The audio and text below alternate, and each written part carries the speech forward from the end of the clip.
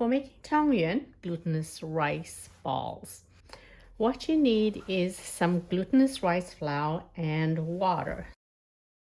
The glutinous rice flour looks like this, and I wanted to show you that there are different kinds of rice flours. This is just a regular rice flour, and normally it has red print, but we don't want to use the regular rice flour. It's not going to work with the regular rice flour.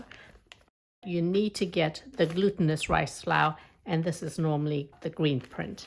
So what we need is our rice flour, and I'm going to put it into a mixing bowl.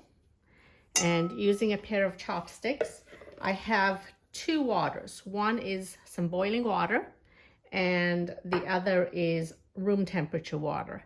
And basically the proportions are glutinous rice flour, and then the water weight is the same amount as the flour, but it is divided into half of it being the boiling water and then half of it room temperature water.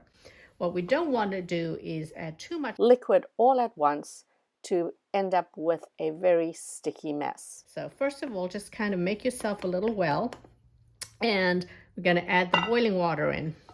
And the reason for the boiling water is to gelatinize the rice flour, and this somewhat cooks it. It's just a little easier to work with.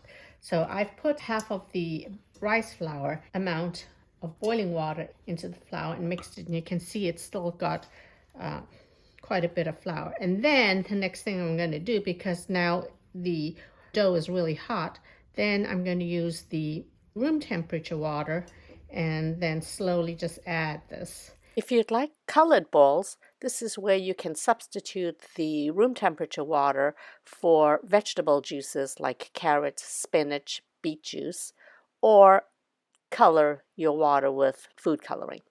All right, and now at this point, it should be cool enough without the boiling water in the dough to use your hands. So I'm going to use my hands. My goal is to get a ball.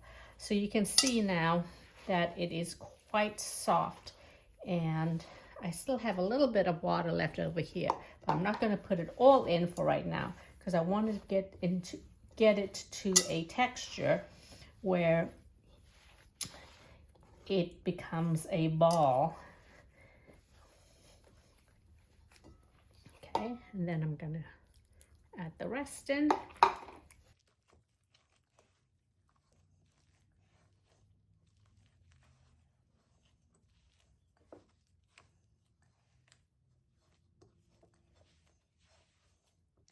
Okay, and this is about the right texture because here you have it all sticking together, and it's not really soft, so it's not going to be all stuck onto your hands like a goopy mess like a batter, but it's really something that is firm.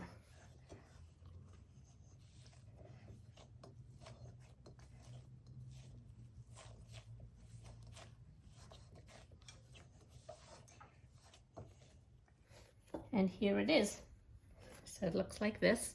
And we're just going to let it sit in the bowl for about 10 minutes, just to let it rest and to have the water fully absorb into the flour before we start making our little balls.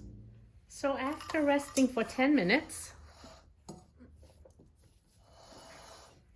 can take your dough out. What you're going to do is roll your dough out into a long snake.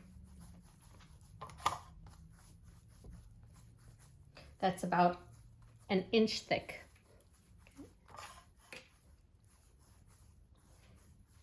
You might need a little more flour so it doesn't stick onto your surface.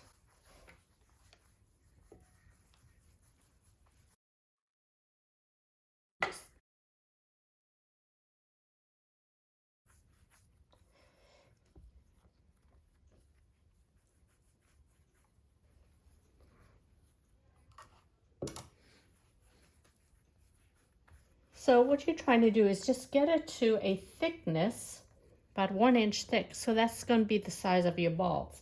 So when it's 1 inch thick, go ahead and just cut the dough.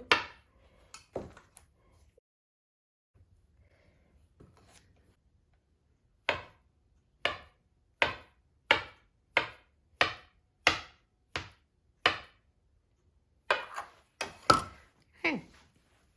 And at this point, you can either, if you wanted to, add food coloring and get a marbled effect, or you take your balls, put it into the palm of your hand, and just start to roll the plain white rice balls until they become perfect spheres.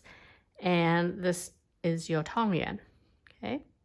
And then place it on to a baking sheet that has a silicone mat.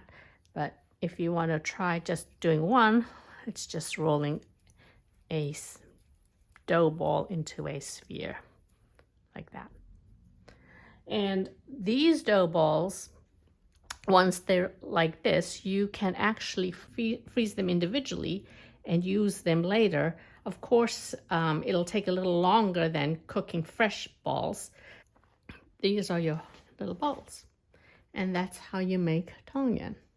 So it's really simple. Just make sure you have the right flour and the right proportion of water. To cook the tongyan, put about 8 cups of water and 1 teaspoon of salt. Allow it to boil, and using a spoon, just keep stirring and then adding the tongyan so that it doesn't stick to the bottom. So just be adding them into the water. So you can see the movement of the water prevents them from sinking to the bottom and therefore sticking to the bottom of the pan. Okay. So there we have it. And once they've started to cook, they will end up floating to the top. So in about 3 minutes, it'll rise to the top. All right, so after 3 minutes, you can see that the balls are floating, the tongyan are floating on the top, and they have expanded, so they are ready. So all you need to do is put your soup into the bowl and then top it off with some tongyan. And you have a full meal right in this bowl. And it's absolutely delicious. And then you can garnish this with some cilantro.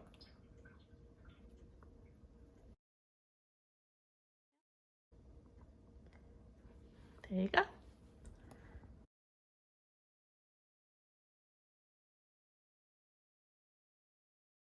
More recipes can be found on sammywongskitchen.com or social media. If you found this video helpful, please subscribe to my YouTube channel. Thanks!